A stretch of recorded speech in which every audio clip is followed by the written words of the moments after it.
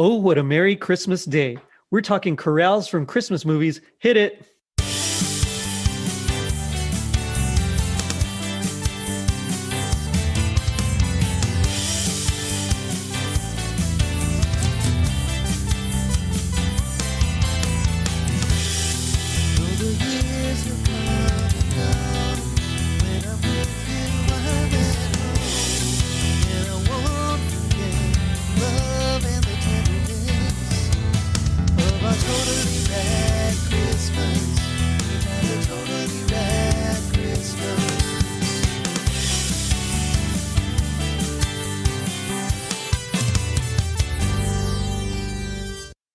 It was the 1980s. Transformers ruled the toy scene. Santa Claus was the star of a major motion picture, and Christmas movies and specials were peppered with lush chorales and catchy melodies. I'm your host, Jerry D, with another episode of Totally Rad Christmas, the podcast that talks all things Christmas in the 80s. Toys, movies, specials, music, and fads. If it was gnarly during Christmas in the 80s, we got it covered. Now, joining me is a very special guest. You'll know him as the author of the Totally Tubular Christmas Carols blog, Ray Rojas. Ray, how's it going?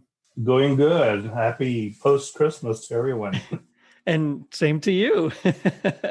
How are you doing this week? Doing good, still recovering from the holidays. Not blogging as much. Still trying to finish one blog. It's like taking 3 weeks to do, but I'm still, recovering from all the good Christmas music that came out and all the good podcasts. I think I turned off my regular feed of news podcasts and everything about the election and insurrection, and I just totally listened to Christmas podcasts, and I think I got through most of them. I think I finally finished everything that was released during the season about 3 weeks after Christmas. Just finally finished all those shows. Nice. Yeah, but it took a while to get all through them. But, still coming up, and I imagine the podcast Christmas world is taking a break right now, at least most of them. Yeah. In fact, I am as well. I wanted to just enjoy the season. I worked so hard throughout the, throughout December especially, but November, December, that I needed a break myself. And so it was nice to just kind of have my family with me and just enjoy Christmas. Yeah, exactly. But I'm glad you're with me here for season 2. Yeah. Congratulations to you all. Season 2. I mean, I think I started following your podcast. I know I contacted you. I forgot on which one that I heard, but I've been a fan of the podcast because I am kind of a child of the 80s, but a teen of the 90s, Yep. And that was me right there. Yeah. Right. And then, so there's so many ideas I want to, throw out to you all about the 80s of things we missed. You probably got to hit me up for It Came Upon a Midnight Clear Christmas movie on TV, which I still haven't seen since forever, but trying to get a copy of it with Mickey Rooney. And I think it's actually on Amazon Prime, or it was at one point. I don't remember if it still is, but sure, we can. There's this other Mickey Rooney Christmas movie which I haven't seen that's on Amazon Prime. Came out in the 90s, but I'm wanting to see that one again because that was like a TV before we had cable that would come out, and the same thing with A Christmas Story. Before we got cable, when we were before we were very poor, it would come out like on a Saturday afternoon on ABC or something. Nice. But the 80s is when I grew up, and of course I became a teenager around 1990. I think I was 15 in 1990. And so, and some of what we're talking about today kind of flows into the early 90s. Still kind of has that 80s feel, right? Oh, yeah, for sure. I like to see, the 80s didn't happen overnight. There was a couple of transitional years here and there. So I like to go from 77 to 93. And good. I think it works pretty well. That's and good. If not, well, it's my show. I can do whatever. So. Right. Pretty much. But we're here today because you actually have a blog called Christmas Carols blog, where Right. you pretty much just talk about Christmas carols in different versions and gives a little history and things like that. And it's really, really cool. And you actually sent this to me, this particular blog post. It was about 9 cinema choral pieces for Christmas. And going through the list, I mean, there are some amazing pieces here. Like what made you choose these particular ones? Well, I do. There's these. Actually, one of the choirs that we focus on that blog post is called the Crouch End Festival Choir, and they put out some recordings in the '90s, and it was called Cinema Choral Classics. And they put 2 of them out, and these were basically choruses or choral works from cinema. And they ended up actually putting out a Christmas album also on the same theme. And so I just thought about, there are plenty of chorus works in Christmas movies, especially like Home Alone, Somewhere in My Memory, that have been done. And choirs need to do more of these. I think American choirs tend to do a lot of Somewhere in My Memory. But there's so many out there. And as you saw from some of the YouTube links I posted, some choirs have performed some of these. Before YouTube came out, it was kind of hard to find these. But now, you can find someone performing these songs. Some of the non-80s ones would be like the Christmas Wine from A Lion in Winter. It's one of those forgotten 1960s Christmas movies. But yeah, that's what kind of drew me is kind of, hey, your choir should perform this pretty choral piece from this film. And that's how I got the idea. Well, you were in choir yourself, weren't you? I was in choir. I was in choir from who knows how old to probably my teenage years of just being part of our church choir.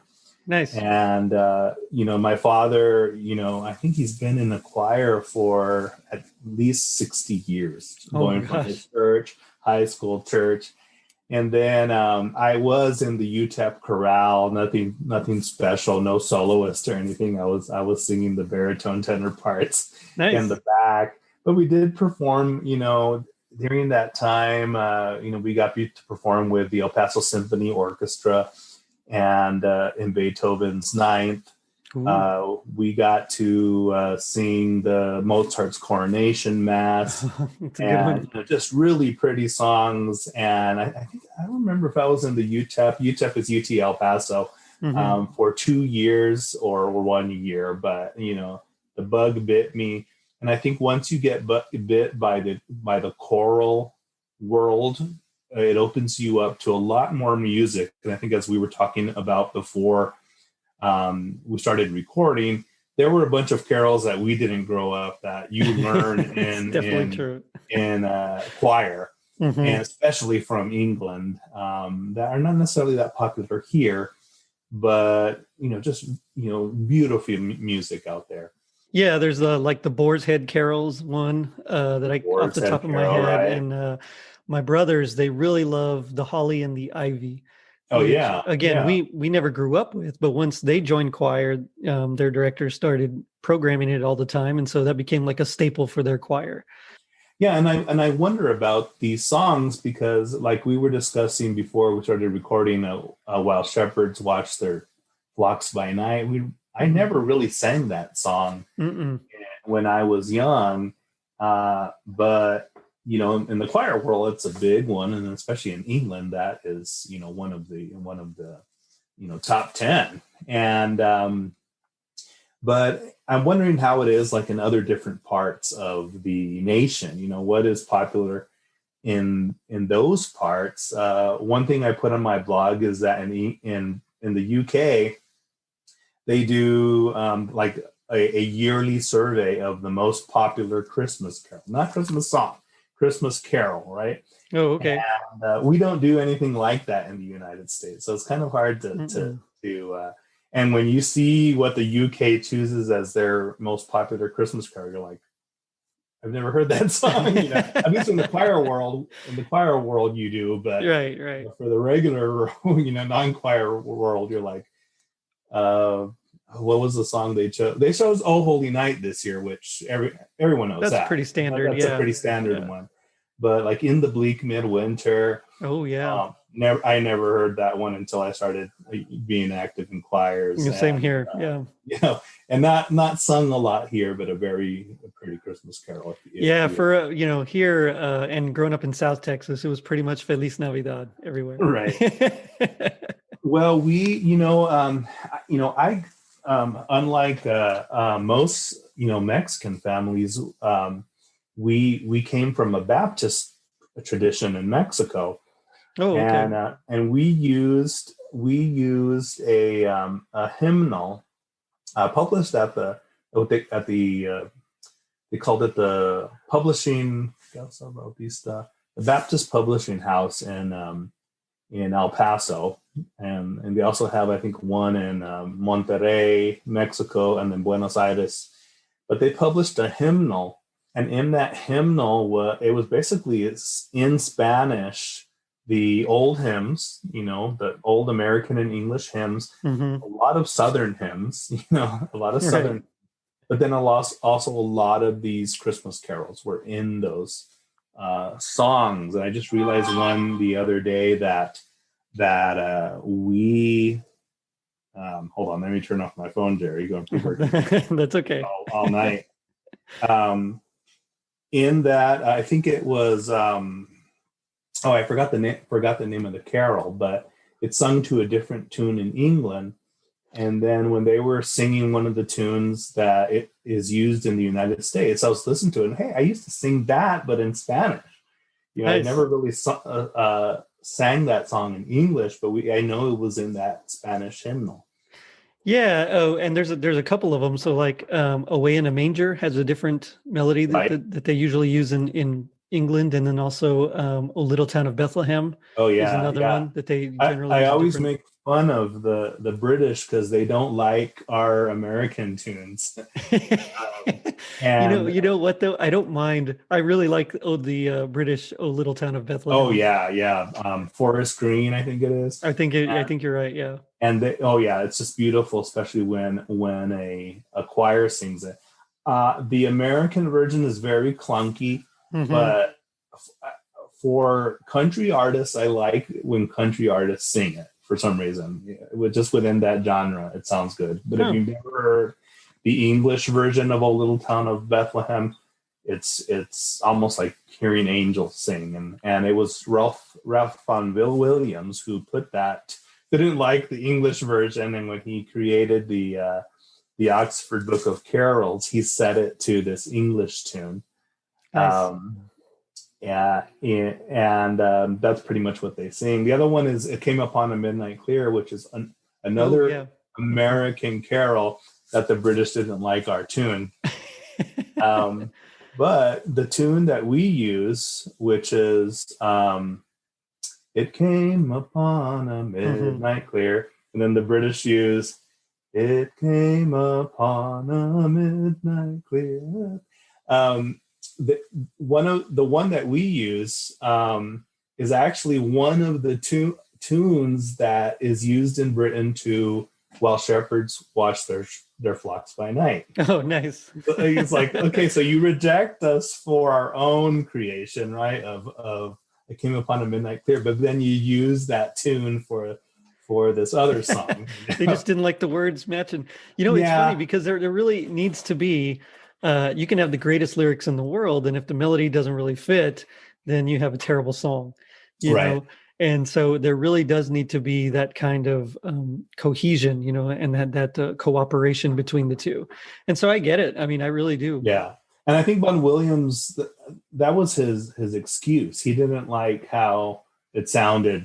He thought the words didn't fit to the American version of "O Little Town of Bethlehem." Mm-hmm. And so he set it to Forest Green. I think I'm correct by Forest Green. Yeah, those diminished chords, they have a place. To me, it belongs in jazz, and let's leave it there. Right. That's about it. But before we go in, because I really want to get into it, but before we Yeah, go in, yeah. I want to ask. So, you were talking about Christmas carols and Christmas songs and the difference between the two. And so, what would you Yeah. say? Well, How would you differentiate? the Oxford books, and I'm not quoting these verbatim, but the new Oxford Book of Carols, which is this big red book, Hmm. um, edited by Hugh Kite and Andrew Parrott.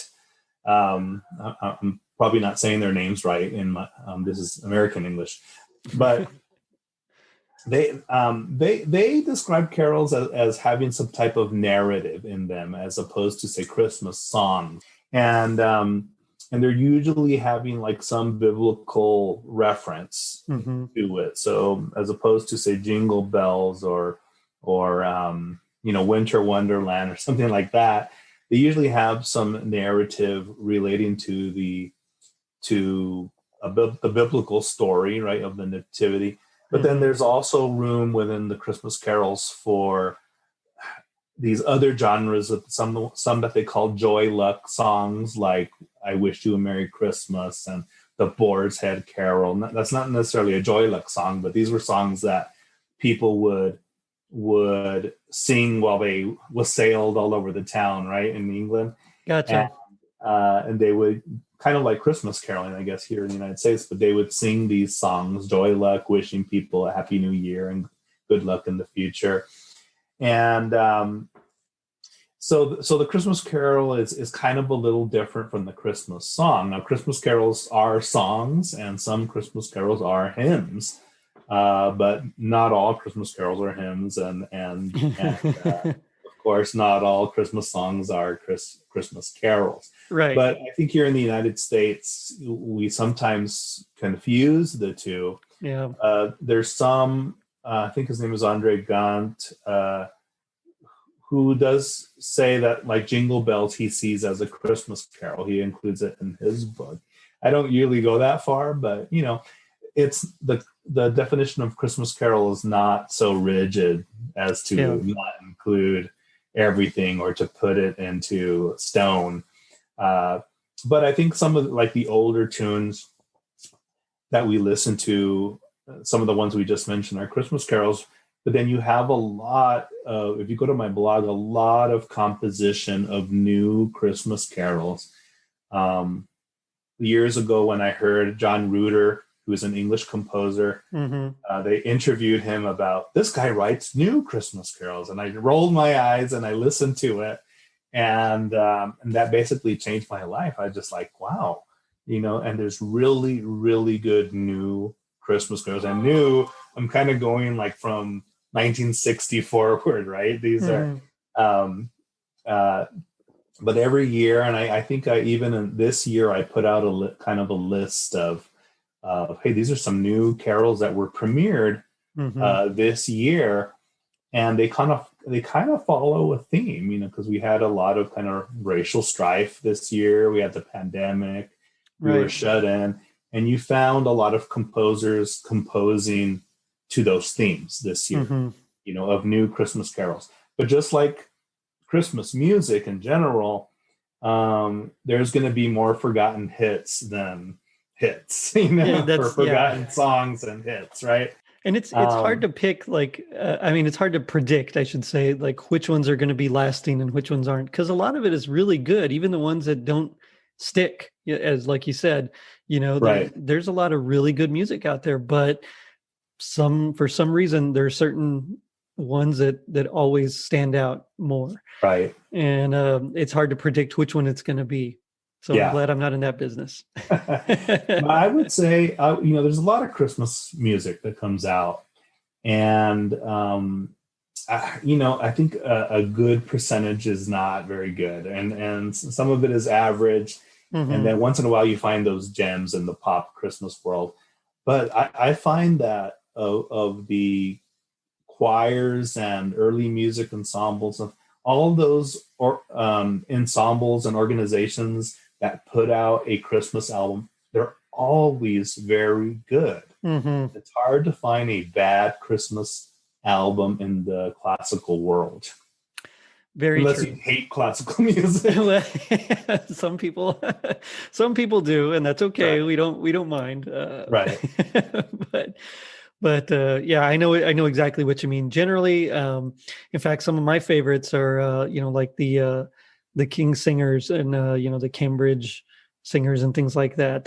Right. They usually have very good albums, and I mean, they're in that very British way of choral performance, and I like that. I like it a lot. It seems Yeah, to it somewhat takes over the choral world sometimes, the Brits. well, yes, you're right.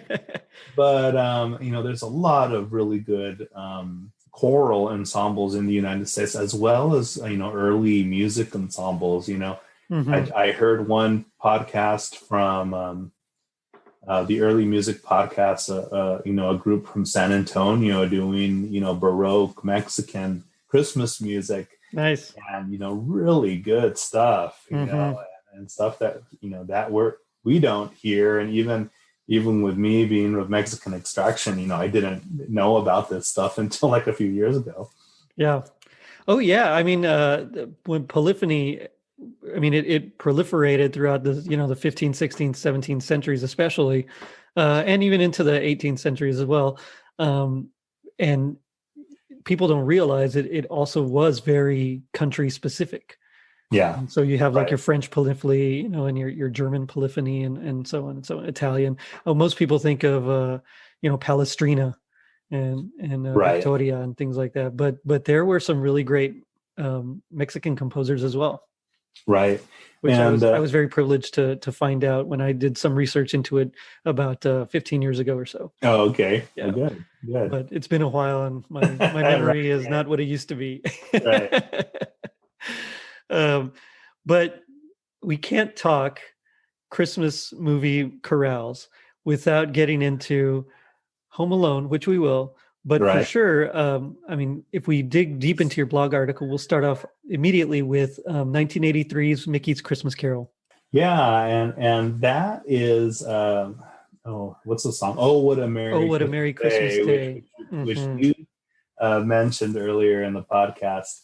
And I think I think I saw this at the beginning. We went to go see The Rescuers, early '80s, Yes, and it played before The Rescuers, and I think that's that's correct. at Yeah. least the first time that I saw Mickey's Christmas Carol. It wasn't the first time that The Rescuers had been issued out to theaters. And just for you youngins, the Disney movies used to be put out more than once. They would release, Cinderella, and then they would, like, 15 years later, they would release it again. And it was just like if you were seeing a new movie, right? Because Hmm. you didn't see these movies on VHS because VHS wasn't around, No, or no. beta, you know, Betamax. right? Um, but that song is the introductory song to Mickey's Christmas Carol, which you can now just play at demand on Disney Plus. But it's a very lovely chorus piece of "Oh, what a Merry Christmas Day." It took me a while to find a band that was doing it, but the one that I post on my blog was, well, it was not a choir, it was the United States Air Force Academy band. So I'm guessing in Colorado Springs at the Air Force Academy, that does this song. Yeah, and it's a great version too. It's a little bit faster than I think they take it in the actual movie, Right. but it's a great version. The harmonies they blended, and then they slow it down for that final bit here. But digging into it, so the words and music were by Erwin Kostel and Frederick Searless. You're gonna have to Okay. excuse me. I'm like That's you. I'm a little Hispanic boy, and I'm used to names like Garcia and right. Rodriguez, and not some of these names. Um, but it's pretty diatonic. I mean, they stay pretty much in the key with just a couple of color chords here and there. So like right away we start off like if we say we're in the key of C, we'd be in the one chord, So, oh what a merry, and then we'll go to 4 Christmas, and then back to 1 1, and then a lot of it is just 1 and 4, and then there's a couple of like 6s and 2s here and there. But there's a really interesting at the end of that very first big phrase there. There's a really interesting like diminished seventh chord, like fully diminished seventh chord, which leads into a 5 of 6. And so we have some secondary dominants that are really cool that just act like some nice color chords leading into that. And then there's a some suspensions, but they do this really cool piece here, which I love. So they get through the whole piece. It's an A prime structure, but on Right. that A prime, before they repeat and eventually go back into the new A section, they take one of these this little motive, and it's just 3 notes like da da da, and then they decide to go up by steps da da da da da da, and then they modulate da da da da da da, da and they literally use that as a way to modulate into the key of E flat, so it's a minor third above where it started. And Interesting. it's a Interesting. cool Yeah. bit. I really enjoy it. And then of course we get some call and response, Merry Christmas, Merry Christmas, that kind of thing between the men and the ladies there. And I think overall it's very lush. The orchestration is great. It really sets the tone for what I believe is most kids' introduction to A Christmas Carol. Right. Right. Yeah. Mhm. Yeah. I'm thinking that would have been mine. I think I knew the story because it was just proliferates throughout the Christmas world. Oh yeah. And I don't remember when the that TV Christmas Carol came out, so it may have been my introduction. But yeah, but just There was a version in 1970, but the famous one with that we'll be talking about later is from 1984. So this was this would have been before this would then. probably this was Yeah. earlier. And I mean I know it was my first exposure to it as the story, A Christmas Carol. Of course, after that, every time I saw something, I was like, hey, it's like that Mickey one, not realizing that it came from Charles Dickens, but Right. till much later. But it's a great piece, and that Air Force version is really good as well. I went ahead and downloaded that immediately. Yeah, and I haven't seen it performed too much by choirs, and I tend to keep track of what's being performed. But like I said, when I wrote this post, it was more, hey, choirs, look at this music in film that you're missing, and it's not just somewhere in my memory. Oh yeah. Yes. Which is a favorite, but there's it a lot is. more But out there. I mean, even from Home Alone, there's one that I like even better than that one. But I mean, we'll get there. Right. But you're right. I mean, there's a lot of songs that could be used that for some reason get overlooked. I don't know if it's just lack of material, lack of arrangements for it, because sometimes that's a big Maybe. thing, where either the person would have to arrange it themselves, which of course you have to get permission technically before you can arrange a copyrighted tune, or if they just don't have the skill to do it or what. But generally, if there's not an arrangement already, I mean, that tends to kind of discourage a lot of directors and Right. choirs and bands. I mean, I'm speaking from a band point of view because I was a director for a bit, but I imagine it's kind of the same thing for choirs there. It's pretty analogous. Probably so, and some of these scores that they do for film are not available, or something kept them under wraps by the composer, especially back then. I think it's a little bit, they put the scores out more nowadays than they used to. Yes, it's very true. And you'll get a few companies like Quartet and La La Land and Intrada that are starting to try to bring out some of these scores that are more classic, and they do a good job of it, generally speaking. But occasionally it's like, oh, here's 10 songs, and it's like, wait, but the score was like an hour and 40 minutes long. Where's the rest of it? And Yeah. stuff like that. So you tend to miss out on some of these. But this is a great one. This is one of my favorites. And as soon as I hear it, it feels like Christmas. Right. Yeah, at least. Yeah, and it has that, when it's opening the credits, it kind of shows that old English, brown sketch background, Oh the yeah, yeah. introduction to it. And Hmm. then so Looks like parchment it's paper or something. yeah, very lovely, very lovely song. Yeah, yeah. So yeah, for sure. Well, I tell you what, if I ever start my own choir, I'll program this one there for you. Good, good. Thank you. About time. There you go. So the next one you had was A Christmas Wine by John Barry, which is kind of goes beyond the scope of this particular podcast.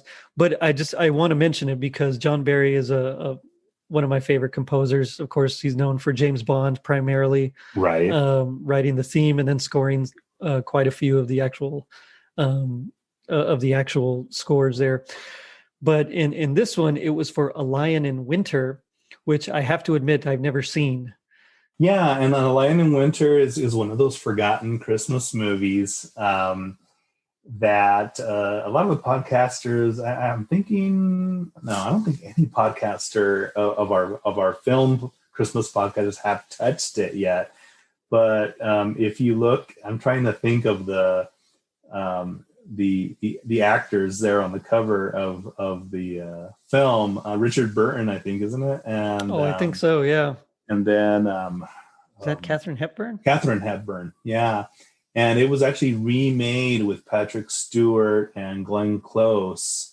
Oh, wow. I think it would have been in the 90s. Of course, it was made for TV, so not as good. Right. And of course, Richard Burton, it's hard to top. But it's set during Christmas where Richard Burton keeps the Katharine Hepburn, his wife, basically prisoner. His sons are not king at the time, but Richard and John, and then they get a visit from the King of France, who is the stepson of the Queen of England, because she had been married to the Queen of France at one time. Very convoluted, but it's kind of like our modern day Christmas movies of families coming together and tension. And of course, the king at the time, I don't know if it was not Richard the First, but I can't remember the character that Richard Burton plays, also has his mistress there at the time. So adding to the Christmas tension at the table. That's a no-no guy. Right.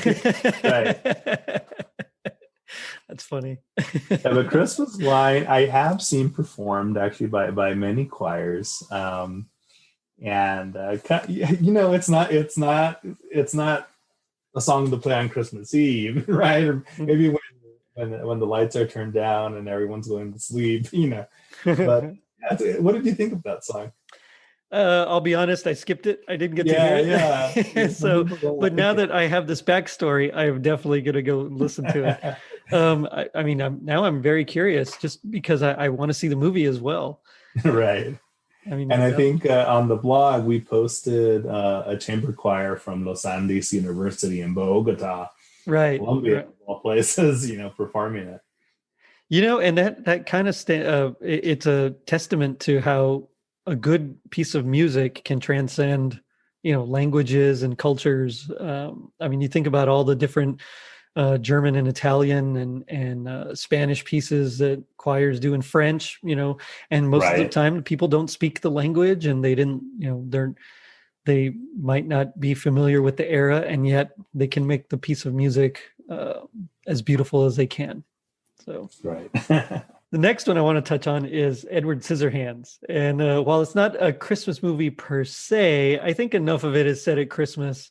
Pretty much. That, kind of like Die Hard, where you can kind of consider it a Christmas movie. Right. And I'm sure everyone saw we're I think we're recording the day after the Super Bowl and saw the Edward Scissorhands commercial. Oh, yeah. That came out there, and you can probably see it on YouTube. I won't spoil it for you. But the song that we're focusing upon is Ice Dance. Mm-hmm. I don't know, would you say it's the most popular piece from Edward Scissorhands? I think so. I can't recall any other specific cues from it that except perhaps the main theme, but even that's contained in the Ice Dance. So I think it would probably be the most popular. I noticed, were there actually any lyrics in it? It sounded like it was just a lot of ahs, which is pretty typical of Danny Elfman's style.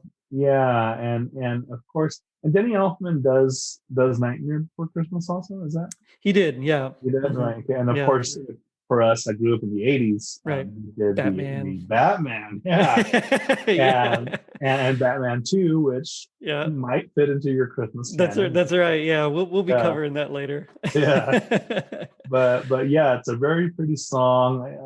I'm trying to remember. Is it a children's It chorus? sounds like a children's choir, Yeah, yeah. Which is again, it's pretty typical of Danny Elfman's style. Of course, it's in a minor key, right. harmonic minor to be specific. Even though it kind of alternates between Aeolian and harmonic minor.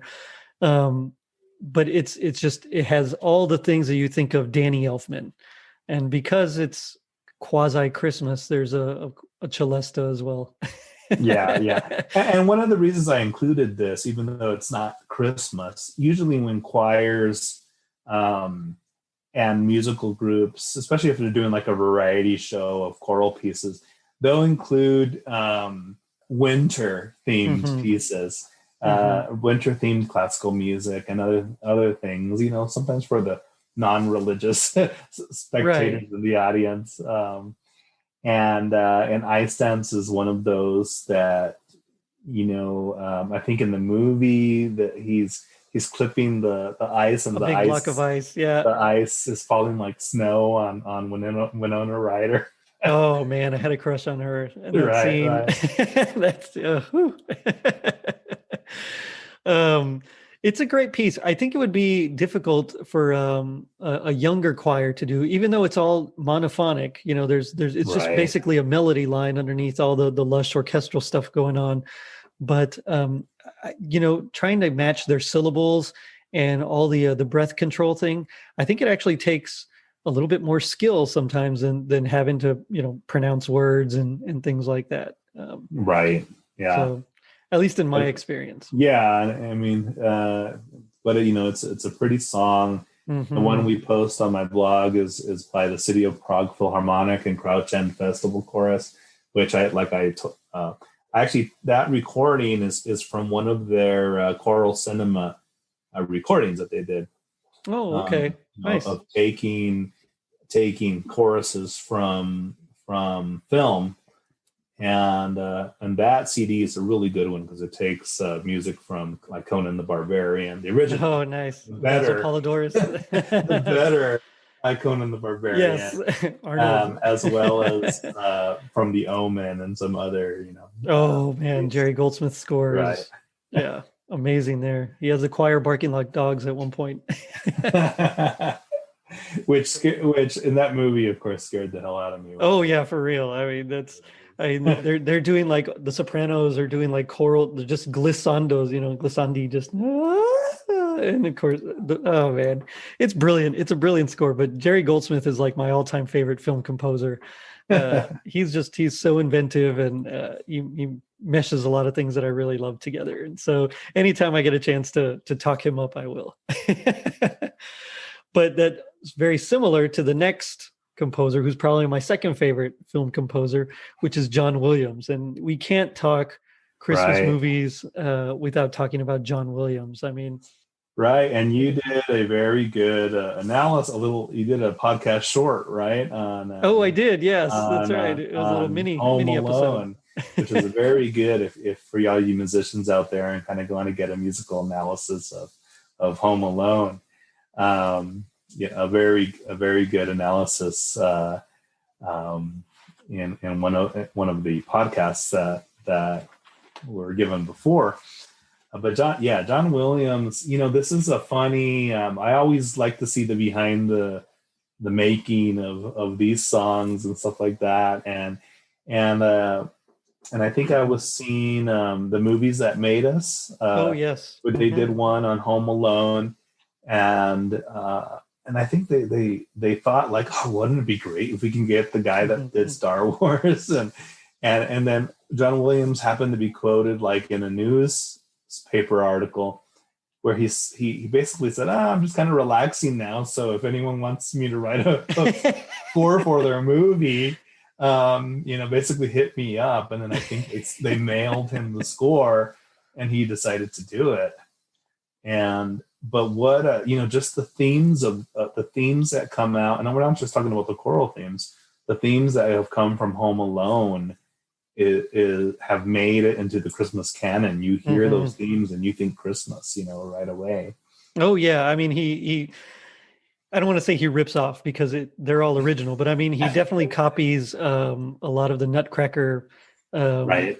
tropes that we now associate with Christmas. So again, Celesta and Glockenspiel, we have that kind of fast-paced, high energy violin, dun, dun, dun, dun, dun, dun, that kind of thing. The flight. I mean he takes all that and he molded it into something that was quite brilliant.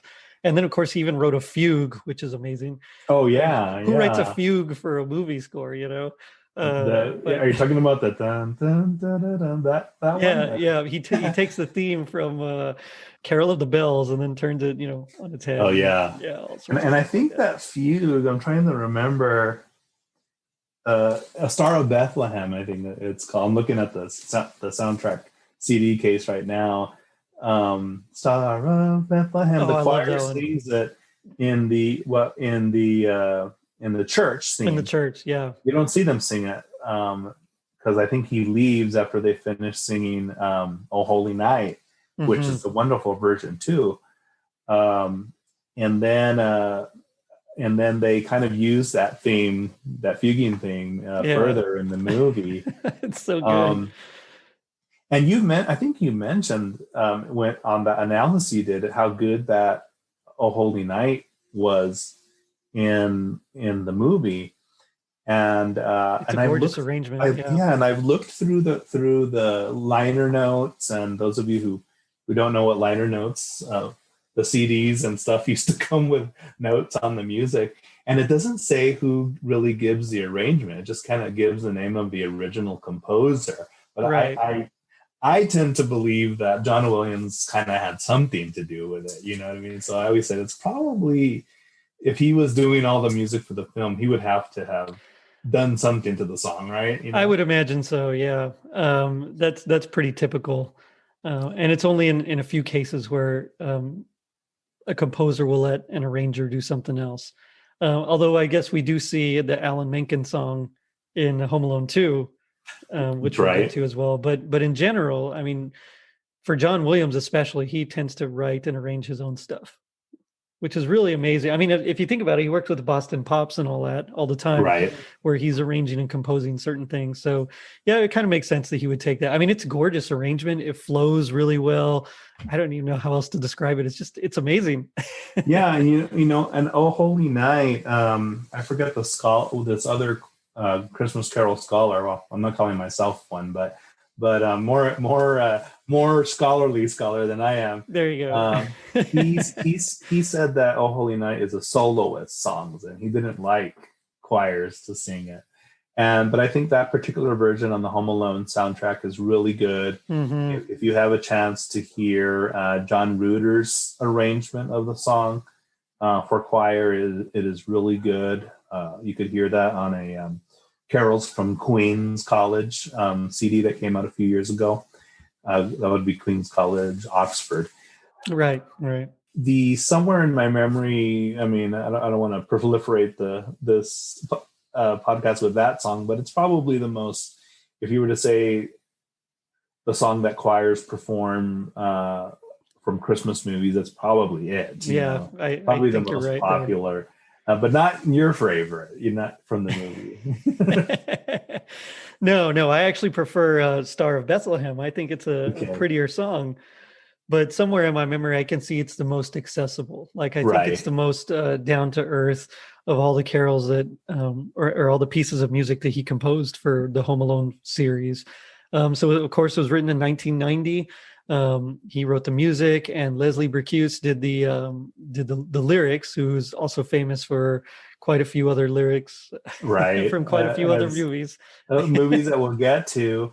But what was the Bond song that he wrote? Was it Goldfinger or? Oh yeah, I don't remember.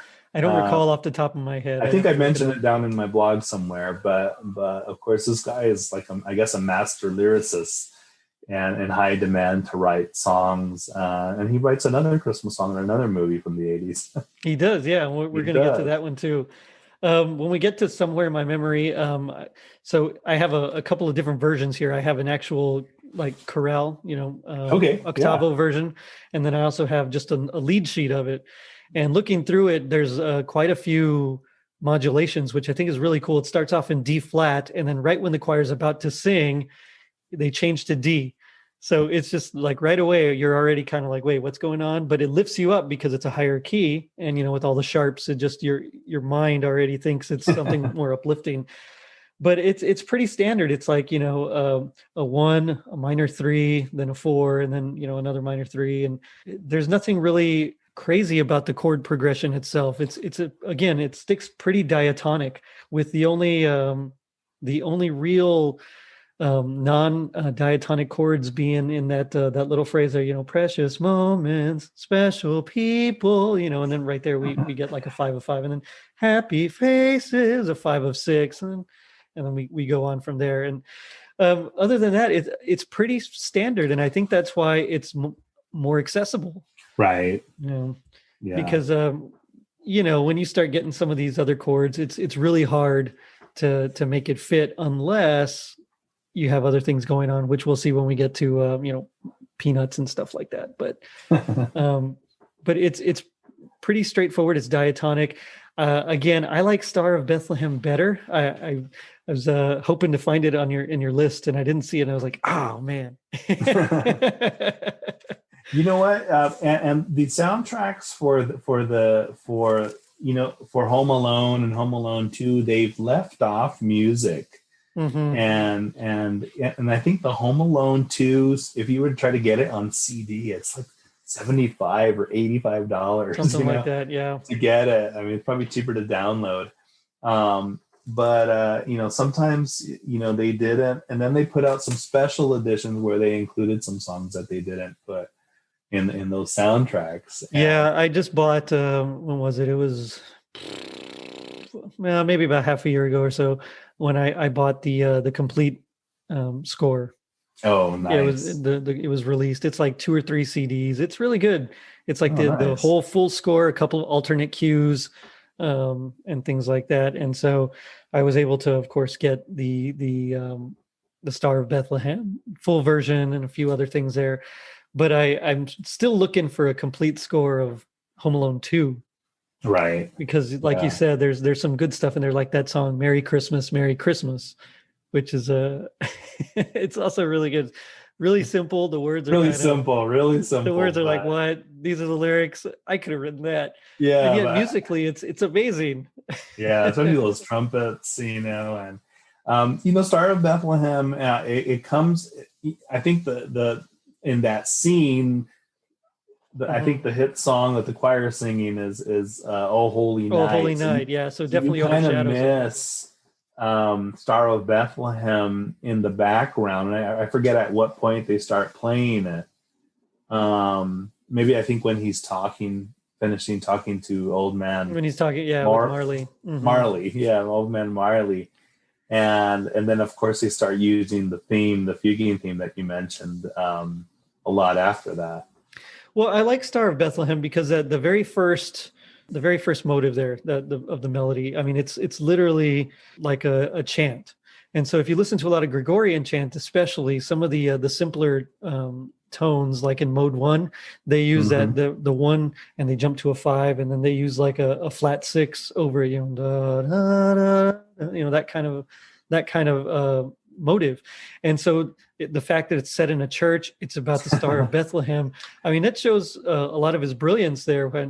Same thing with like turning the Dies Irae, fragment into Carol of the Bells later on. I mean, it's a choice that I wouldn't have thought of, but he does, and it's really cool. I don't know if it's like conscious or if it's just something that he hears and he's like, oh, that reminds me, and he just kind of goes from there. But either way, I mean, it's quite brilliant the way he structures everything. Yeah, and then when he's, I think it's called Setting the Trap, and when he's running home from the church, and they just mix all the themes in, including "Oh Holy Night," and you said he mixes in the Tchaikovsky too, or or does I he? don't recall. Oh, okay. I'd have to listen to it It's again. just it's But just I think it's just Carol the Bells but I know and Star of Bethlehem the is Star of quoted in there Bethlehem. as Yeah. well. So it's yeah, he's a master of weaving themes. Kind of puts it all together for the finale for the what I call the Looney Tunes ending. Yeah, that's basically what it is. The whole thing just devolves into a Looney Tunes cartoon, which I think is why I like it so much. 'Cause Probably. that's what we grew up with, you know. Uh, And I'm looking at my blog here, and I'm Leslie Bruchis, if that's how I pronounce it. He did write Goldfinger and another Bond song, "You Only Live oh, Twice." you only live twice. That's right. Yeah, and Christmas at Hogwarts. Which is great. Another John Williams piece. Right. Oh yeah, I forgot about that. Yeah. And but you do mention, and I thought that was kind of cool. You mentioned that in somewhere in my memory, there's even a Spanish version of it. Yeah. And I've read in the notes that you can see this at the end of in the in the credits of Home Alone 2. Now I have like a box set and it's not in the credits of that one.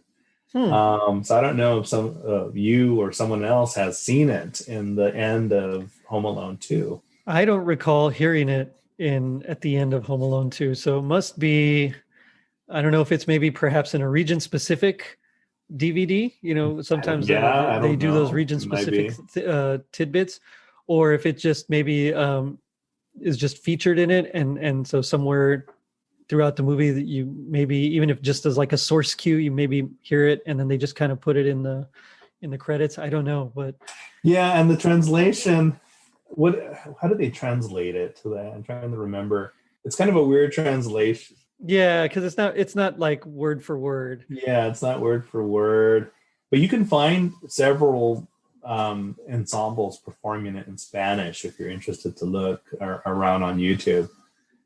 Which is really cool. I mean, Yeah. again, we were talking about how a good carol, a good piece of music can transcend, and so that's to me an example right there. Just Right. being able to sing it like that. But and I know we're kind of beating a dead horse with Home Alone here, but I want to talk about Merry Christmas really quickly, which is from Home Alone 2. And the reason I like this one is because even though it's set in like a particular key, in this case B flat, he goes to the flat seventh a lot, and which is not something you typically have in like a major key song. You usually don't go to a major flat seven chord. And the fact that he does it is just really cool. Like it's Merry Christmas, sing a song for the glorious season. And right there on glorious, he goes down to the A flat chord, and then same thing on season. So it's like these. Of course, we get some passing chords here and there, but at the same time, it's just he kind of dwells on that B flat to A flat, which if you're going to go down a step, typically you'd go to like an F chord. Which is that leading tone A, and to bring you back up to B flat, but he dwells on that A flat instead, that flattened seventh, which is not something that you typically hear. And so I think when you hear it in a song like this, especially with the up tempo, it really draws your ear into it. Yeah, and I really like how the brass is orchestrated in this, and especially because the lyrics is I forgot, they just sing once, right? There's a few things here and there. It's like it repeats a bit, but with several interludes, but it's pretty much the same. Merry Christmas, sing a song for the glorious season. Merry Christmas, sing a song for a happy new year. Okay, yeah, so not too complex. And Leslie Brichus wrote those too. Like you said, not probably paid him $1 million to do that.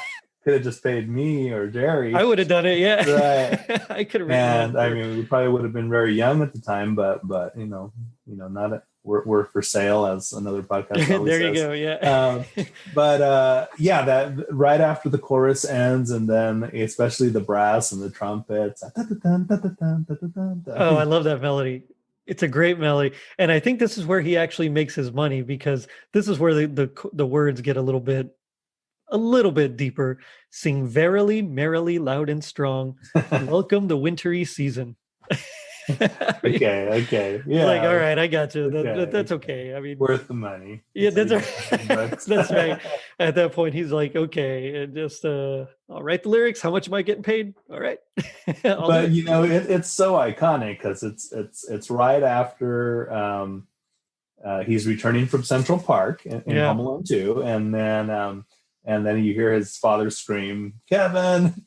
you And ordered. then boom, he just hit with "Merry Christmas, Merry Christmas," kind of like in Home Alone in the first movie, but they do "We Wish You a Merry We Christmas." wish you a Merry Christmas. Yeah, I guess Yeah, he wanted to write his own carol instead of right. inserting one in there. But I think that's probably enough of Home Alone. So Sure. I could talk about it for quite some Oh time. yeah, and like I said, if you want to listen to a good analysis of Home Alone, listen to Jerry's Oh, podcast on the subject. well, I try. Um, one of these days, I'll really get into it, and it'll be fun. But so from here, you have a couple of other movies that you mentioned. You talk about the Polar Express and the Spirit of the Season by Alan Silvestri, and then you talk about the Bells of Christmas from the Santa Claus, which is just outside the scope of this particular Right. podcast. But I want to mention it just because it's a good movie, and this version is actually really cool. Um, and while Are, we are you are you talking about the Laura McKinnon? Well, Laura McKinnon did the original, and then I think the one I post. yeah. Yeah, yeah. Well, she sings that haunting beginning, and this is the scene where they make it to the North Pole, and the elves come out to forgive my reindeer vernacular, unhinge the reindeer from the sleigh, and then you hear the lady singing, which is Laura McKennick, who's a Canadian, French Canadian, wonderful voice. I think her And then I most think, popular song, if I had to guess, would be "Mummer's Dance." yeah, pretty Yeah, much. I yeah. was introduced to her through Lady of Shalott. Oh, Um, okay. the lady, the my English teacher played it for us because we were reading Alfred Lord Tennyson at Nice. the time, and that's how I got introduced to Lorena McKennick. But very good song. I mean, very super voice, and that was. I don't want to age myself here, but that was a while back. But Lauren McKennick still sounds good to this day. Yeah, yeah. Well, and I remember I first heard her. They used that song, "The Mummer's Dance," as in the trailer or like the commercial for Ever After, that Drew Barrymore Cinderella Oh, okay. I think I saw movie. that movie. Yeah, yeah. And I remember they used that quite a bit. And so that's how I first heard it. And I was like, oh, yeah, that lady. And then I went on to listen to her other stuff, and it's very talented. Um, Very talented, very good. She's got about 2 Christmas albums if you're I think, interested. yeah, This song is not on her Christmas which albums, is a but shame. And I yeah, wonder if it's just a rights issue. Like they wrote it for the movie. And probably. so she didn't want to pay for the rights or something. I don't know. But yeah, it's called The Bells of Christmas. It's from the Santa Claus. You should definitely check it out. But On that song, Jerry, before you move on, the, sure, the sure. end of that song in the film, I always thought sounded like the end of the beginning of Star Wars after the chapter 3, this is what's happened, goes away, and then Mhm. it has a at the Oh, yeah, end. yeah, yeah. And heck, And if you listen to that Lorena McKinnick song, the what's it called, the Bells of Christmas, from the Santa Claus, it kind of has this Star Wars ending, but I'll let you find out on yourself. Take a ear to it. well, then we get to the next one that you have, which I think I haven't seen a lot of, but I've seen enough of, is a Charlie Brown Christmas. And I'm talking about choirs performing it. I've seen enough of them do it. A Charlie Brown Christmas, and of course, the most popular being "Christmas Time Is Here," And um, written by Vince Guaraldi with words by Lee Mendelson, who was one of the producers at the time. And musically, it's pretty cool. It's a lot of standard jazz kind of fare, but so like we're in the major key, so let's say F, and he starts out with a major seventh chord, and from there, what I thought is really neat is that he holds that the E and the A from F major 7. It's the seventh and the third. He holds them, and then he goes down a half step, so to an E flat, and so it becomes an E flat 9 sharp 11. With that sharp 11 being the A there. And so, excuse me, he doesn't hold the E. He modulates that E up to F there for the ninth. And so we get like a really colorful chord there, especially because the melody is singing that sharp 11th, dee da da na na, and so that kind of clashes against all the other notes there, the E flat, the B flat, in that E flat chord, and so that A just adds a lot of color to it, and then we get a cool little chromatic descending run, bum bum bum bum bum bum, bum, just it goes down from like B all the way down to G, dun dun dun dun dun, kind of a chromatic thing there. This is one that I love to play on guitar. I play this quite a bit during the Christmas season, and it's just fun because I get to play a lot of jazz chords that I don't normally get to play. The first time I heard this sung, and it wasn't by a chorus, but it was by Mel Torme. Oh yeah, in his early '90s Christmas album. And my sister didn't like it. She said, oh, "Can you get a more depressing Christmas song?" and I'm not sure how much it was recorded before that. I don't know, Jerry. We were pretty young at the time, but I'm trying to maybe more in the jazz world. I'm not sure. But now, especially by the jazz musicians and recording artists, it's almost a mandatory tune you need pretty to much have in yeah there. If you're gonna do have the pianist who can do Giraldi, well, and Giraldi himself was doing Bill Evans. I mean, he didn't play a lot of times. He didn't play the bass. He just kind of did he'd play the melody in one hand, and then he'd just comp with some open chords, and let the bass play the actual bass line. Compared to some other pianists, like McCoy Tyner and stuff like that, who would use the actual root there in the bass, but he wouldn't play the root. He would just leave it up to the bass player. And so what's funny when you say if you're trying to do Giraldi, it's also like, well, if you're trying to do Giraldi trying to do Bill Evans. Right. Yeah. But no, I mean, you're right. I mean, I think this is more of nowadays it's like, if you're going to do a jazz Christmas album, you got to do it. Yeah. But I think it's recognizable enough by people who are not really into jazz, because they'll recognize that it's the Charlie Brown Christmas song, right? Yeah. And this is an '80s podcast, and of course, you saw Charlie Brown once a year. You can't put it on DVD and play it endlessly like you can today. But even seeing it once a year, everyone knew that was the Charlie Brown Christmas song. And the instrumental, when you play the instrumental, people recognize it automatically, and how famous this song has gotten. Well, and it's a catchy tune. Even if you don't know anything about chord structure and things like that, it's just a catchy tune, dee da da da da. It's, very simple, but I think a lot of times the more simplistic a melody is, the catchier it can be. And right. in this case, he really did well with that. But yeah, this was one. I mean, if I didn't see Charlie Brown every, that year, then it didn't feel like Christmas. Right. It's like you had to watch Charlie Brown. And and I still go through that. What was it Charlie Brown that they weren't going to show on a free channel this year? Yeah, it was Charlie Brown. Yeah, Apple TV or something. And I really don't watch like the live channels that much anymore. Yeah, but I kind of looked at the TV guide. I didn't. I looked on the internet, but tried to see when Charlie Brown and Rudolph, when they were going to show live, and because that was part of our childhood. And what was funny is once in a while when we had the 3 channels, this is before cable, because Rudolph and all those were always shown on the public channels. Once in a while, you had a heads up tomorrow night, Rudolph the Red-Nosed Reindeer. But most of my memories is like, hey, it's on, and my brother running to my room. Sorry, Jerry. No, that's okay. Running to my room and telling me that Rudolph was on or Frosty was on, and that's how we caught it. We just caught it on the whim. Mm-hmm.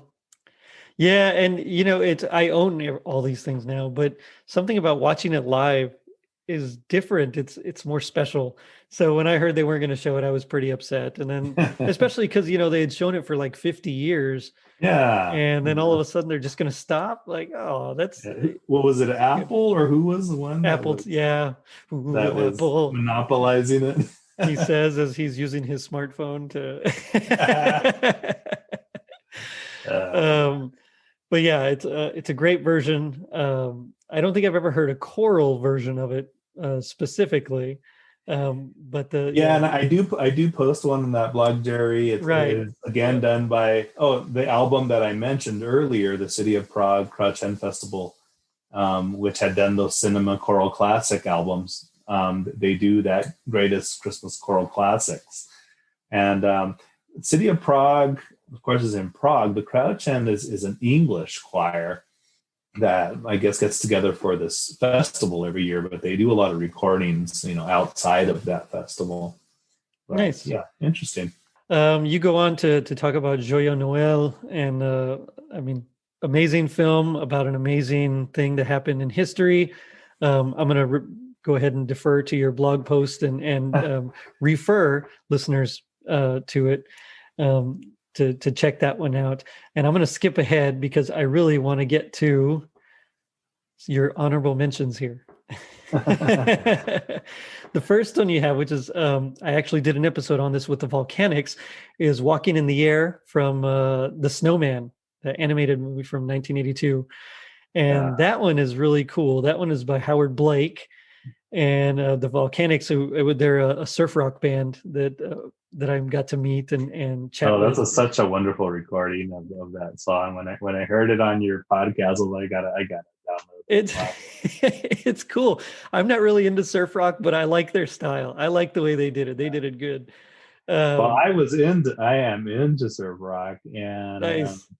that album that you plugged on your podcast is like, there's very few Christmas albums that jump out at me, pop Christmas albums, but that's one of them, and that's a wonderful version. But they name it something else, right? On I think album, they call it the Snowman Walk. The Snowman Walk, which is a play on Walk, Don't Run, and all those surf. That's right. Yeah, it's a very surf rock thing to do.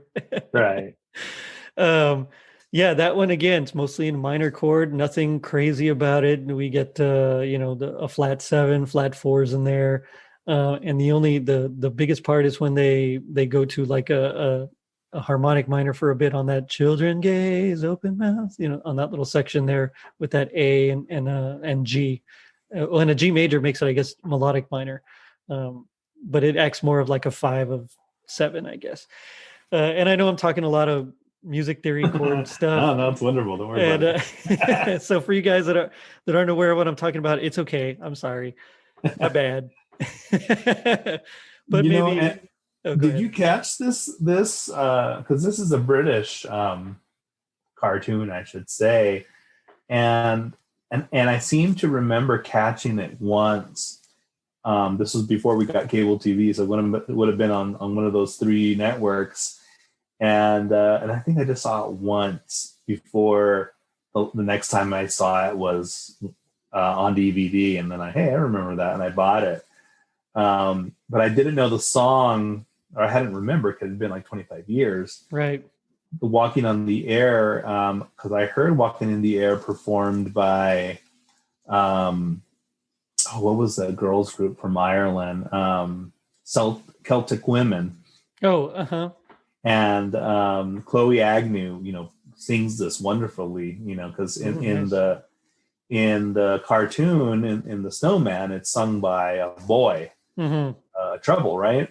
And and she saw that song, and then when I bought the DVD, hey, same song, Nice. I was trying to say what was the Christmas relation, because she had sung it on a Christmas album, and so finally, when it came around, when they released The Snowman on DVD, I was like, oh, okay, now I get it, why this is a Christmas song. See, this one one is bigger than England than here. Yes, it's very, very big over there. Here, it wasn't as popular, I think, because we had Frosty the Snowman. Yeah. And the animation style itself was different. It was more like pastel, oil painting kind of It's very it's much just, like the book, like the book yes. that it's based on. It's very much like the book. Yeah, this one actually passed me by when I was growing up. So I didn't really know this one until relatively recently. But it's a great song. And now my son, I play music to help him fall asleep. He's 4 years old, and to kind of help him fall asleep, sometimes I'll play a couple of songs. And this is one that he always requests, and it helps Oh, him. well, Yeah, it helps him fall asleep, I guess. when my kids were younger, like 4 and below, they liked this song, and when Mhm. even if they were not into the whole cartoon, they would run to the TV when the song would When the come song on, was on, yeah. and they would sit there in a daze and watch it because it's such a beautiful scene in the cartoon, and it was sung by Peter Ottey, if I'm pronouncing that right, which was a choir boy from St. Paul's Cathedral. Hmm. And then later, Aled Jones, who was this wonderful treble, recorded it, and it became like a big hit in the UK. Aled Jones comes out in another movie, another 1980s movie That we're going to be talking about soon. Yeah. Yeah. Oh, and I do post the Chloe Agnew one. Oh, you did, yeah. Yeah, Hmm. and if you want to take a look at that, wonder probably my favorite voice of that first generation of Celtic women. When she's playing with the Boston Pops, Yeah, pretty cool. Yeah, it's a great song, and yeah, unfortunately, what's his name? Audi, Peter Audi, kind of, or Audi, I don't know, but uh, so my apologies, but unfortunately, he kind of got the shaft because Aled Jones's version pretty was much. pretty Yeah, much just associated with it, since he wasn't even credited in the actual credits there. and a lot of people So think it's Aled Jones singing it in the yeah, cartoon, and it's a kind of a shame because the life, not the lifespan, but the treble, you're only a treble for so long, but yeah, before your voice breaks. yep. His voice, and that's why Aled Jones ended up singing it, because his voice Oh, broke. oh wow, I didn't know that. Interesting. Yep. so Interesting. so then they got 15-year-old Aled Jones to do it. But I also want to get into the 1984. We have two more 80s films that I really want to get into. The first is Okay. 1984 film A Christmas Carol. That's the one with oh gosh, what's his name? George C. Scott. Yeah, I was like, Right. Patton. Right. Yeah, that's the one with And George this C. this Scott. is my Christmas Carol. This is what I grew up with. Oh yeah. Well, Yeah. and I think to a lot of people, especially our age, this was like their first real theatrical version, because it was on TV, so it was accessible. And while we knew, I mean, like, at least for me, I knew Mickey's. That was like my first exposure, Right. and then I remember seeing this one, and then of course, the Muppet Christmas Carol after that. But this one kind of scared me a little bit when I was younger, which is which it's not even really that scary, but Yeah. but Well, when I was younger it I scared think me. I got scared watching The Empire Strikes Back, so Oh, I got I'll cut you some to. slack there. But this was written, there's a song called God Blesses Everyone, played in the credits by Right. Nick Bicot, excuse me, and his brother. It's a really cool tune because it kind of goes back and forth between 4/4 and 6/8, and so it has a very "Here We Come a Wassail" feel to it. Okay. Where "Here We Come a Oh yeah, Wassail," that's right. it's Yeah, like it's you can in hear the it. da da da da da da, in 6/8, but then all of a sudden it gets real stiff. Love and joy come to you, and it's like in 2. Well, this one's kind of the same deal here. But again, it's pretty standard harmonization. There's like a lot of 2/5/1s. It's relatively diatonic in all of its in how it progresses. But the lyrics I thought were really cool, because they're kind of deep, I guess, or deeper than what you're used to for a typical Christmas Carol. So it says, "The past of man was cold as ice. He would not mend his ways. He strove for silver in his heart and gold in all his days. His reason weak, his anger sharp, and sorrow all his pay. He went to church but once a year, and that was Christmas Day." you know, And and I then don't it even goes. remember him going to church on Christmas Day. Yeah. Well, I mean, there are several people that, several families that'll just show up on Christmas and Easter. So I Okay, understand. maybe that was kind of like an insult to him, but I was like, where did they get that part from? I've never Well, yeah, I'm sure it's heard not about Scrooge Scrooge going to church on himself. Christmas Day. I think it's just man in general, because then all of a sudden it segs to present. Like the present man is full of flame. He rushes here and there. He turns away the orphan child and widow in her chair. He takes more than he really needs, forgets how brief his stay, and stands a jingling of his coins. That's an interesting phrase, a jingling, in church on Christmas Day. And then it prays for, to grant us a change of heart, rejoice for Mary's son, peace on earth, to all mankind, and God bless us, everyone. And then it talks about the man to come. And so it kind of goes through like man in general and how, past, present, future. And it's very Scrooge-like, but at the same time, it's just man. And I think it's kind of neat. Interesting. Yeah. And it's not very, I mean, because Something I think that's different. kind of like the main theme of it's also the main theme of the movie, kind of. Mhm. Um, Yes. Mhm. and it kind of sounds like some of those Jane Austen era themes that have come out in recent years. Uh, but yeah, not terribly performed too much. Mhm. And but yeah, it's kind of one of those missing little hits that came out in cinema. And you can actually download the songs, like the MP3s and the sheet music too. You can buy the sheet music at nickbicot.com.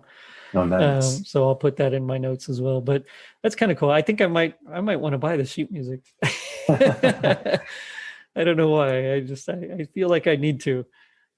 But yeah, that's a great song. But the one I really want to talk about, because I know it's one of my favorites growing up, is 1985's Santa Claus the movie. Now, Santa there were Claus actually the quite a movie. few choral numbers from Yeah, that movie, and a lot of them were cut for time.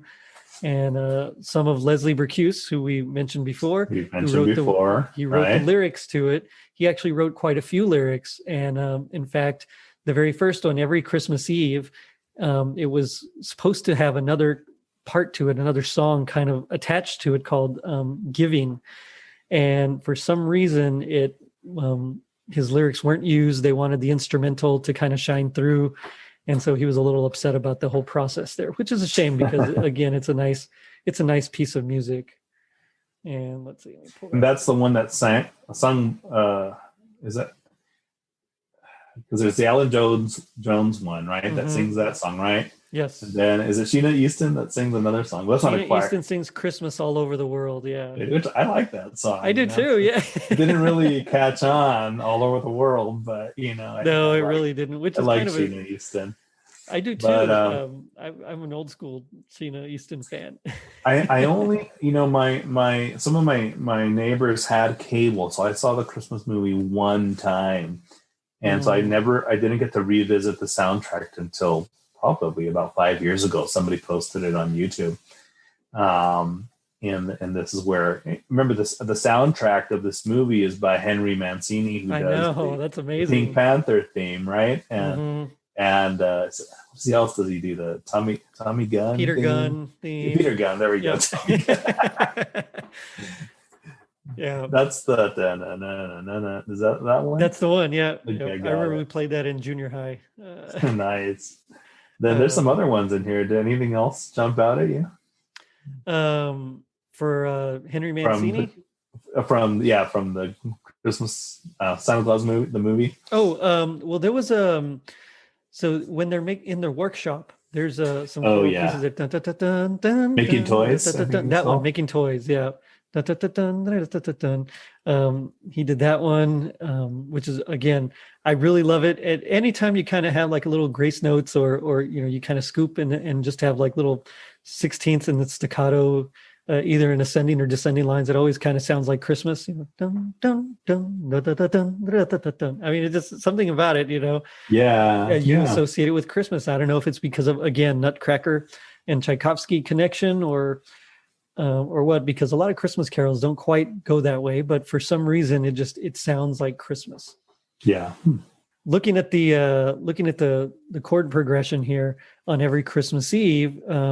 So it's in B flat, and it's just a 1-5-1, then a 2-5-1. So again, musically very, very simple. There's a 4 chord here and there, but most of the time it's pretty diatonic. It doesn't have any chromatic notes or chromatic chords that I can think of or see looking at the score here.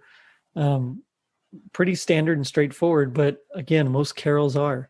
So Yeah. I think that Mancini kind of played on that to really drive home the feel of it here.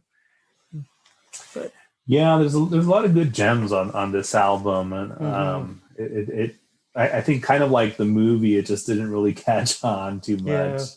Yeah. And but for a lot of people, the Santa Claus from the Santa Claus the movie, was their Santa Claus of the 80s. yeah, David Huddleston did a great job. He's a great movie Santa.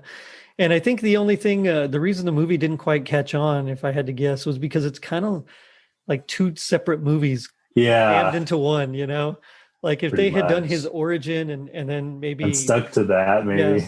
yeah, exactly. And then done maybe in a sequel, where he's kind of up against BZ or something, I think it would have done a lot better. But of course the Salkinds were not known for, right. well, they weren't known for a lot of things. They were definitely known for being terrible with money. Yeah. And so not paying their workers and their actors. Yeah, exactly. Yeah. So unfortunately things fell through the cracks. And a lot of these are just amazing. And so it kind of makes me want to ask you, what would you say is your happiest memory of, of some of these carols here? Well,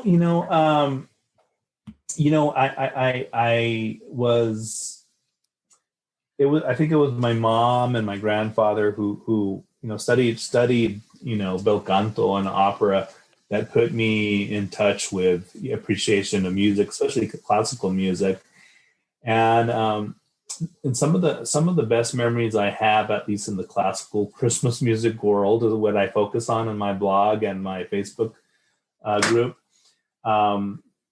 One, I guess it would still fit within your 1977 too. Is a wonderful Christmas memory is Pavarotti from the Cathedral of Notre Dame. Mm-hmm. And this was shown like on PBS during at least the early 80s. I think it was actually really recorded in the late 70s, but it was shown almost every Christmas on PBS. And that cathedral, which I thought, to me, when I heard Notre Dame, I thought Paris, right? But it was I think it was actually in Montreal, and this is really gorgeous cathedral. And I went back and watched that this past Christmas. And he's singing there in the cathedral. The cathedral's full orchestra, and then with the boys choir. And I remember that's one of my Christmas memories of watching that. And then the other kind of 1980s Christmas memory in classical music is Jesse Norman also had a Christmas special. Jesse Norman was this spectacular soprano, African-American soprano that just died a few years ago. Oh, no. And she sings, if you ever get a chance to get her Christmas album, it's really good. It's called This Christmas Time. And probably the hit song from that live concert was This Christmas Time.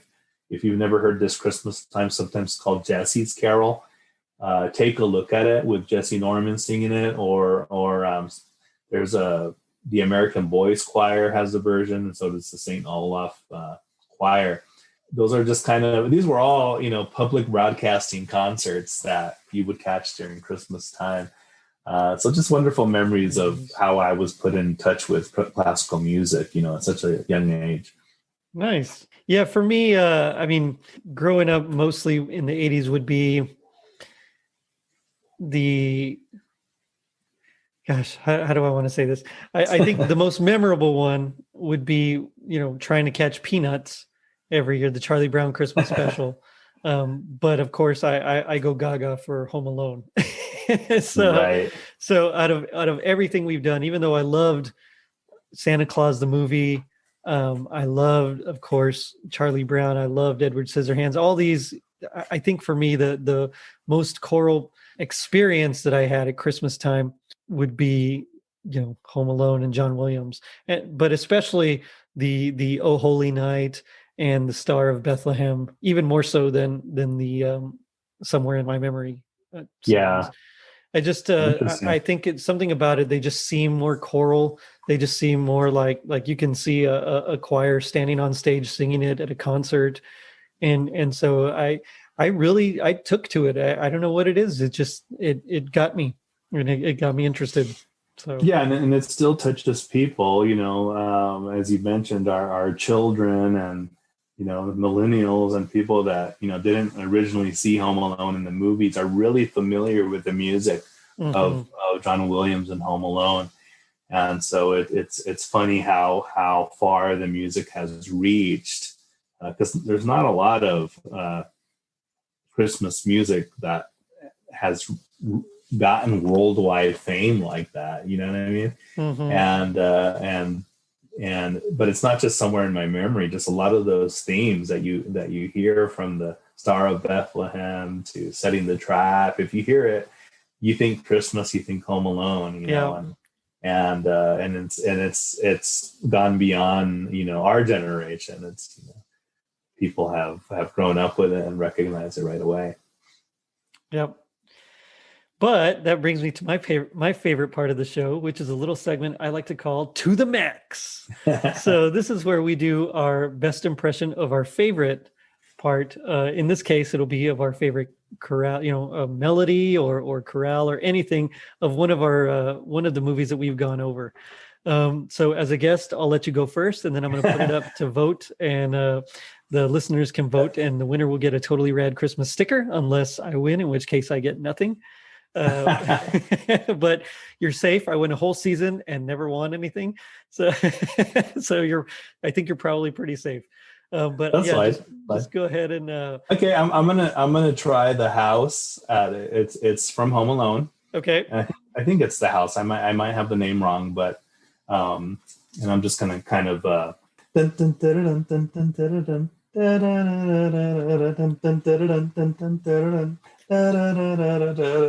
And I forget the rest of the part, but and I think that's kind of how Home Alone starts, if I'm correct. It would that is that theme. Yeah. Yep. And so that's like the main theme there.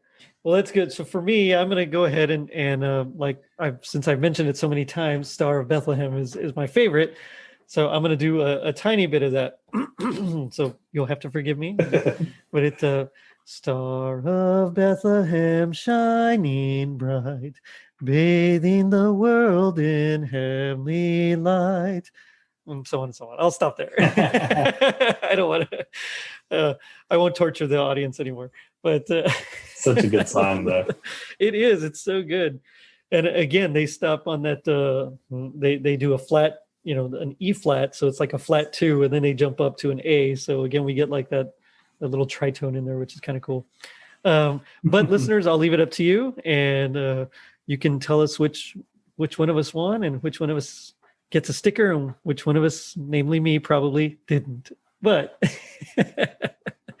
on that note, G.I. Joe, they taught us that knowing is half the battle. What do you think's the other half? Well, to me, I had to think this through, especially during the Christmas season, and like especially in this time of, bad economic times. Maybe not for everyone, but especially for the poor, and we have that Christmas message of helping the poor. So knowing, is half the battle. If you know that there's people in need out there, the second half is doing, right? And that Christmas charity should not just be around Christmas time. It should be year round, and then maybe the extra at Christmas time. Nice. That's way better than mine. I mean, yours is good. Mine is, if knowing is half the battle, the other half is getting Leslie Burkus to write your lyrics. Right. Oh man, Ray, it's been a blast talking. Thank you for inviting me. And what do you want to plug? Well, so there's two ways to kind of keep track of me, the Christmas Carol fanatic that I am, and one is the Christmas Carol blog, which is at Christmas Carols with an S blog.blogspot.com. And again, that's Christmas Carols blog at blogspot.com. And then we're also on Facebook. Facebook is where we post a lot of posts of music, and a lot of people follow us from in the choral world, especially in early music world. And it's the Christmas Carols and Sacred Music page, which is on Facebook, and we post a lot of stuff about Christmas year round. And if you're really like unfamiliar with the classical music world of Christmas, it's a good thing to follow. And you could finally hear some of those new Christmas carols that we mentioned earlier in this podcast, because there's new Christmas carols coming out every year. And if you look at my blog, you can kind of see a list of those new premiered Christmas carols that came out this last season. Right on. Yeah, definitely check it out. It's cool. There's a lot of cool things you can learn from there, and just be exposed to some of this beautiful music that you might not have ever thought you'd like, and yet will find just utterly transfixing. So yeah, Christmas carols and sacred music, and also christmascarolsblog.blogspot.com. Okay. Right. Yeah. If you don't put the S on Christmas carols, you're going to get a lot of Dickens. Gotcha. So make sure to put that S on Christmas Carols blog. There you go. Yep. Thank you again. Thank you, Jerry. On. It was a lot of fun. And on that note, I'm going to end it by saying, pray peace on earth to all mankind. God bless us, everyone. And check us out on our social media pages, Facebook, Twitter, and Instagram. And if you're feeling that gingerbread feeling, leave us a review on iTunes. Not only does it help us reach more people, but you also get a free sticker. Now, don't forget to vote. Later, dudes. What do two poets who are Christmas geeks do when they get together?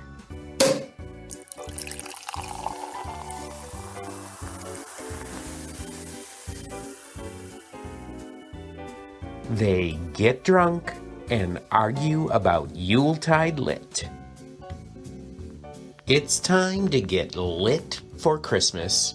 Join us as we open the liquor cabinet, grab a book off the shelf, and have a little boozy conversation about what warms our chestnuts and makes us holly and jolly. Find out the best screwdriver to Scrooge with.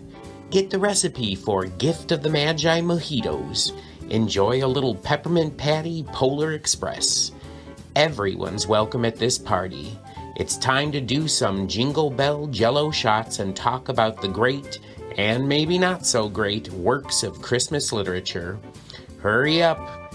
The fireplace is roaring, and Bing Crosby's crooning. We're 2 drinks in, and the spirits of Christmas past, present, and future are flowing.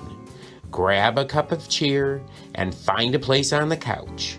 It is time to get lit for Christmas.